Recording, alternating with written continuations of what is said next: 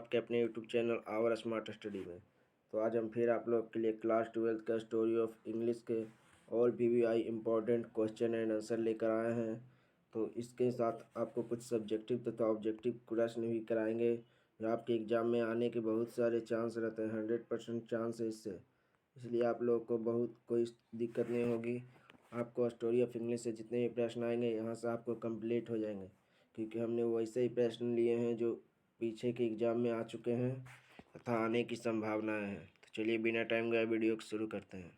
Channel पे नए हैं तो चैनल को सब्सक्राइब कर दीजिएगा, क्योंकि आपको यहाँ पर बोर्ड परीक्षा की तैयारी कराई जाती है। 10th 12th 11th तीनों क्लास की तैयारी कराई जाती है।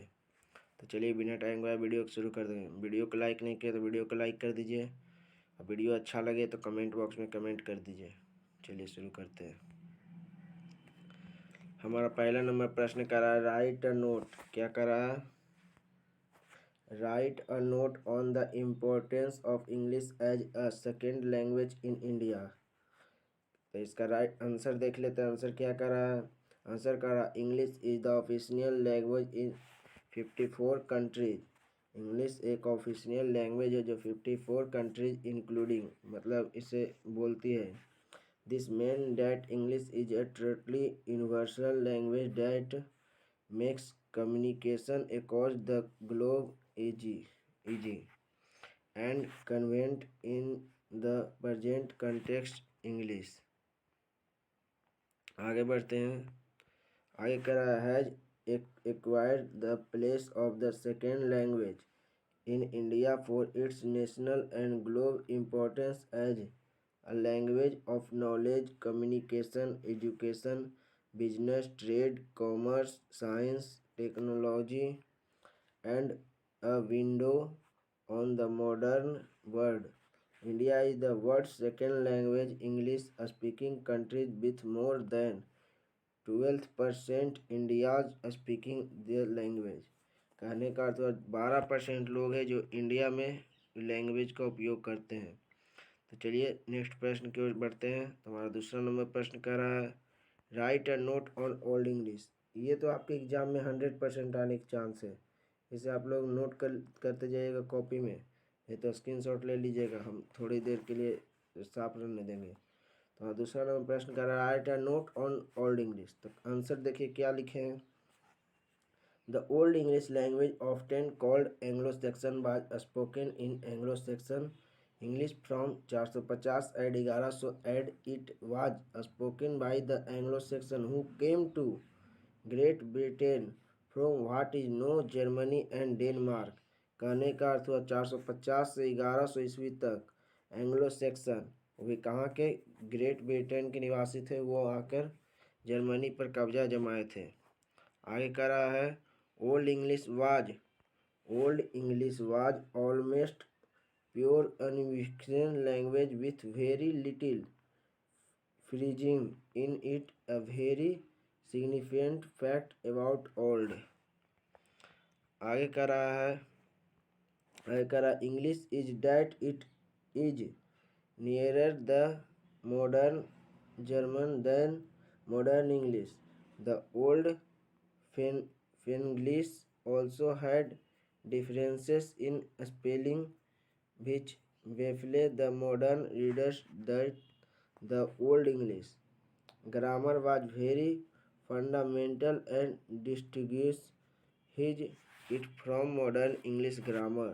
तो दूसरा नंबर का आंसर हो गया यहाँ तक कंप्लीट। नोट कर लीजिएगा या स्क्रीनशॉट ले लीजिए। तीसरा नंबर प्रश्न की ओर बढ़ते हैं।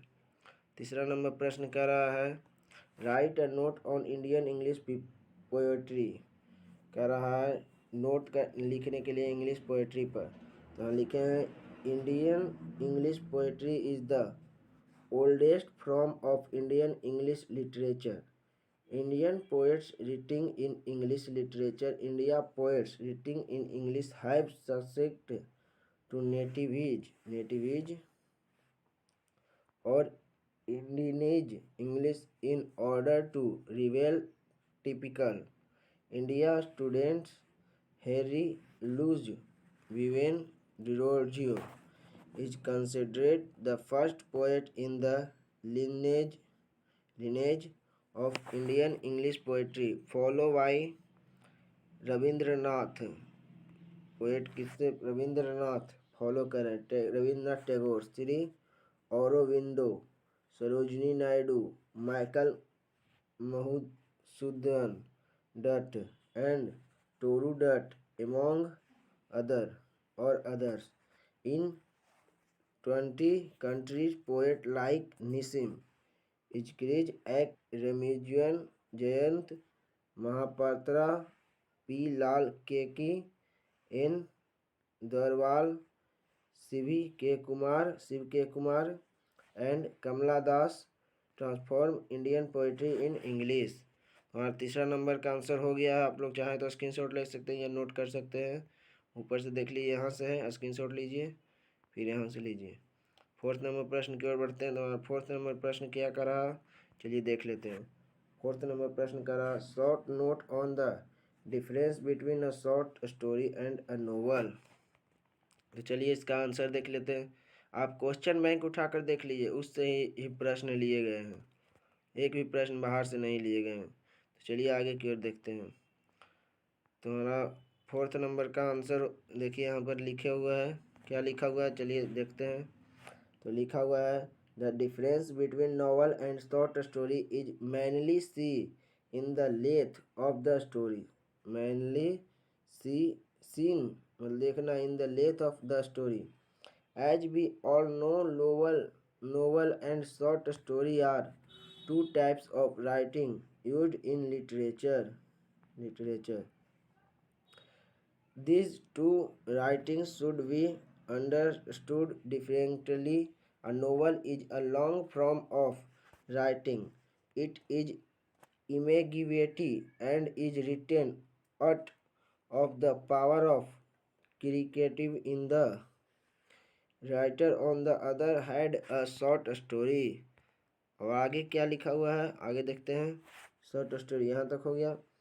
As the name itself indicates लिखा हुआ, is a short form of writing usually written about on incident, an episode, or a characters in someone's life. This is the basic difference between the two words। और आपको इसका अगर PDF चाहिए तो हमारे Telegram channel को join कर लीजिएगा, वहाँ आपको पीडीएफ मिल सकता है, नहीं तो आप यहीं नोट कर लीजिए। 5 नंबर प्रश्न की ओर बढ़ते हैं। तो 5 नंबर प्रश्न क्या करा है, देखते हैं। Short note on global English, short note on the modern English करा ग्लोबल इंग्लिश पर तथा short on note modern English पर लिखने हैं। चलिए आंसर देखते हैं, आंसर क्या करा है। तो आंसर करा, English is said to be an international language. English क्या है, ये अंतर्राष्ट्रीय लैंग्वेज है। As no other language is read and spoken in so many countries, as it has become the language of international trade and commerce. All the early colonies of the British Empire, including India, had the presence of this language। आगे कह रहा है, this United States has English as its main language in the European countries like France, रूस, पसंद कौन कौन कहते हैं, फ्रांस, रूस, जर्मनी एटसेट्रा। फिर आगे कह रहा, द लैंग्वेज क्या कह रहा, the language is spoken by the large number of people. It is the main language of the United Nations. Even the Chinese are learning English in order to compete with the world in the age of global market. Thus, it is the style of writing।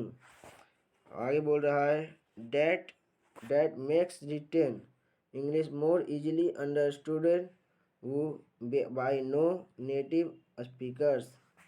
कर रहे हैं। बढ़ते हैं next प्रश्न की ओर। तो number प्रश्न देखते हैं। तो 6 नंबर प्रश्न क्या कर रहा है, write briefly about the dialect of Middle English. तो इसे आप स्टार मार्क्स लगा लीजिए, क्योंकि ये भी आपके लिए बहुत ही इंपॉर्टेंट है।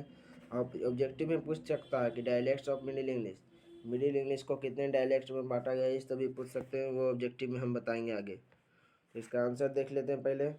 तो द पीरियड ऑफ 1150 से 1500 ईस्वी is called the middle English. कह रहा है 1150 ईस्वी से 1500 ईस्वी तक मिडिल इंग्लिश चला का पीरियड चल रहा था। In the history of English, इतिहास, मिडिल इंग्लिश का इतिहास 1150 ईस्वी से 1500 ईस्वी तक चला। ये भी आपको ऑब्जेक्टिव में पूछ सकता है। There were of principal dialects of Middle English.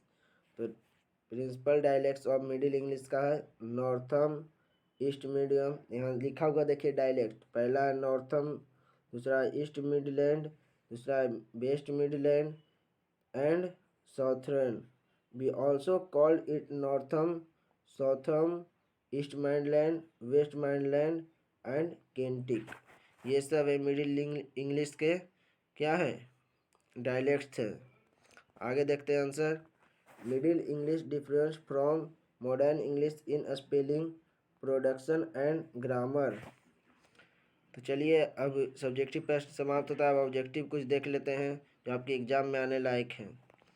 पहला नंबर प्रश्न करा ऑब्जेक्टिव में, अभी तक चैनल को सब्सक्राइब नहीं किया तो चैनल को सब्सक्राइब कर दिया, वीडियो अंत तक जरूर देखिए क्योंकि आपका इससे 5 से 10 मार्क्स पूरे कंप्लीट होने जा रहे हैं। 5 मार्क्स तो ऑब्जेक्टिव का कंप्लीट हो जाएगा और 5 मार्क्स सब्जेक्टिव का। 5 मार्क्स का एक क्वेश्चन आता है। तो चलिए देखते हैं। फर्स्ट नंबर प्रश्न कर रहा है new variation of English that have emerged in different parts of the world is called. इसका राइट आंसर क्या हो जाएगा, अमेरिकन लैंग्वेज। क्या हो जाएगा, American language, option number C. बढ़ते हैं नेक्स्ट प्रश्न की ओर। हमारा दूसरा नंबर प्रश्न कर रहा है, क्या कर रहा है देखिए, यहाँ प्रश्न लिखा है सावित्री इज रिटेन बाई। तो सावित्री किसके द्वारा लिखा हुआ है, इसका आंसर आप लोगों को कमेंट करना है। तो इसका आंसर क्या हो जाएगा, ऑरोविंडो घोष के द्वारा, ऑरोविंडो घोष के द्वारा लिखा हुआ सावित्री, ऑप्शन नंबर ए। बढ़ते हैं नेक्स्ट प्रश्न की ओर। तो तीसरा नंबर प्रश्न कर रहा है, क्या कर रहा है तीसरा नंबर प्रश्न, and as we walk we make the please that we sell dash. तो कर रहा है, इसका राइट आंसर हो जाएगा ऑप्शन नंबर डी। क्या हो जाएगा ऑप्शन नंबर डी, ऑलवेज मार्च अहेड, ऑलवेज मार्च अहेड। ये आपका पूरा क्या चल रहा है, वीडियो चल रहा है। तो चलिए नेक्स्ट प्रश्न की ओर चलते हैं। फोर्थ नंबर प्रश्न कर रहा है Macbeth, Macbeth and Julius Caesar are written by, कैसियर बाद आर रिटेन बाई करा, कैसियर कैरियर। तो इसका राइट आंसर हो जाएगा ऑप्शन नंबर सी। क्या हो जाएगा, शेक्सपियर, शेक्सपियर द्वारा लिखा गया था। बढ़ते हैं 5 नंबर प्रश्न की ओर। तो हमारा 5 नंबर प्रश्न क्या करा देख लेती है यहाँ। 5 नंबर प्रश्न करा the great vowel shift took place during. इसका राइट आंसर हो जाएगा option number B, Middle English. Middle English को great vowel shift took place during कहा जाता है। बढ़ते हैं नेक्स्ट प्रश्न की ओर। तो यहाँ 6 नंबर प्रश्न क्या करा देख लीजिए यहाँ। 6 नंबर प्रश्न कह रहा है the vastest land has been composed by dash. तो इसका राइट आंसर हो जाएगा option number A, T S Eliot, T S Eliot, option number A. फिर 7 नंबर प्रश्न की ओर बढ़ते हैं। तो 7 नंबर प्रश्न क्या करा देखिएगा यहाँ। 7 नंबर प्रश्न करा इंग्लिश यूज सिंस एट 1500 ईस्वी से कॉल्ड। 1500 ईस्वी तक कौन चला था, तो मॉडर्न इंग्लिश। कौन सा इंग्लिश, जो अभी चल रहा है उसे मॉडर्न इंग्लिश कहते हैं। बढ़ते हैं नेक्स्ट प्रश्न की ओर। 8 नंबर प्रश्न कर रहा, 8 नंबर क्या कर रहा है यहाँ देखिएगा, English language is dash than Sanskrit and Persian. तो यंगर, ये तो आपको स्टार मार्क्स लगा लेना, ये आप क्वेश्चन बैंक उठाकर देख लीजिए, बहुत बार ये पूछा गया है। English language is dash than Sanskrit and purpose. तो ये क्या हो जाएगा, यंगर हो जाएगा, ऑप्शन नंबर बी। ये कैश में भी पूछा गया है और हमारे चांस से पूछने का, हमारे क्लास में 12th 2023 में हम जिसका तैयारी करा रहे हैं। तो फिर बढ़ते हैं नेक्स्ट प्रश्न की ओर। हमारा 9 नंबर प्रश्न करा the word drama comes from dash birds. तो इसका राइट आंसर हो जाएगा option number B, Greek. Drama किसका है, वर्ड कहाँ है, तो ग्रीक में, ग्रीक भाषा में। 10 नंबर प्रश्न क्या रहा है? 10 नंबर प्रश्न क्या कर रहा है? Who wrote the sculpture Gypsy? तो ये लिखा गया मैथेव अर्नोलोड के द्वारा। जिप्सी किसके द्वारा? Matthew Arnold. Option number A. क्या ऑप्शन नंबर ए? हमारा 11 नंबर प्रश्न कर रहा है dash is called the father of modern novel? तो इसका राइट आंसर हो जाएगा option number B, Fielding. Fielding है इसका right answer, option number B. 12 नंबर प्रश्न की ओर बढ़ते हैं। तो 12 नंबर प्रश्न कर रहा है गोल्ड स्मिथ एंड सेडम मेड कंट्रीब्यूशन टू द। इसका राइट आंसर क्या हो जाएगा? English, dash English. 13 नंबर प्रश्न पूछ रहा है Wole Soyinka is a dash poet? Soyinka कैसी पोएट है? तो Nigerian, option number A, Nigerian, option number A is right. बढ़ते हैं नेक्स्ट प्रश्न की ओर। तो 14 नंबर प्रश्न कर रहा है the old English period is character rest by dash? तो ये हो जाएगा जेंडर, ऑप्शन नंबर डी। क्या हो जाएगा? जेंडर।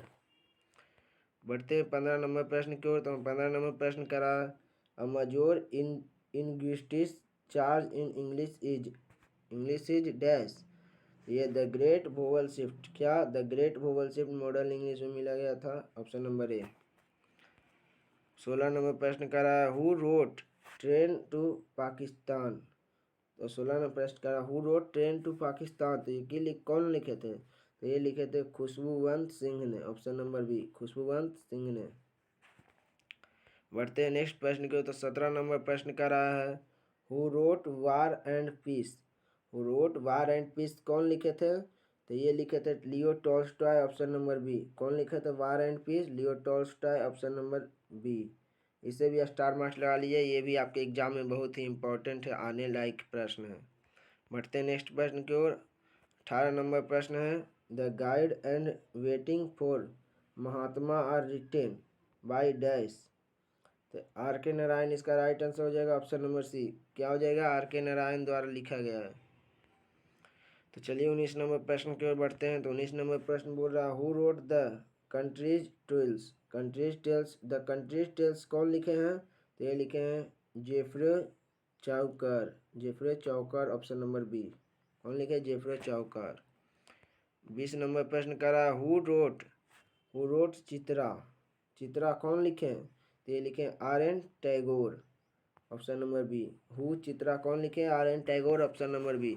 इसी के साथ हमारा ये वीडियो समाप्त होता है। मिलते हैं अगले वीडियो में। Thanks for watching. अगर चैनल पे नए हैं तो चैनल को अभी तक सब्सक्राइब नहीं किया तो सब्सक्राइब कर दीजिए और अपने दोस्तों में शेयर कर दीजिए वीडियो को। वीडियो को लाइक करिए। वीडियो अच्छा लगे तो कमेंट जरूर करें। Thanks for watching.